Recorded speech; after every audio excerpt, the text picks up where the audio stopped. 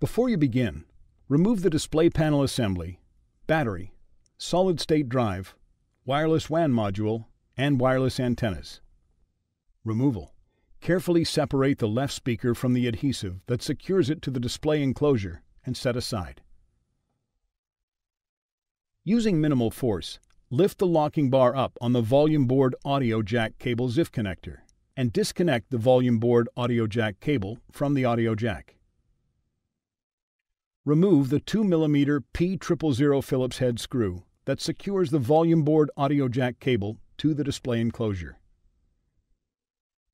Remove the 3mm P000 Phillips head screw that secures the audio jack power button board to the display enclosure.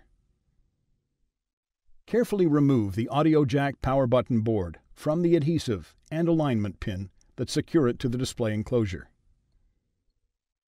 Carefully slide the audio jack power button board out of the cutout in the display enclosure and lift it off of the alignment pins on the display enclosure.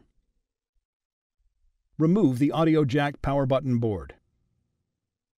Reverse this procedure to install the audio jack power button board.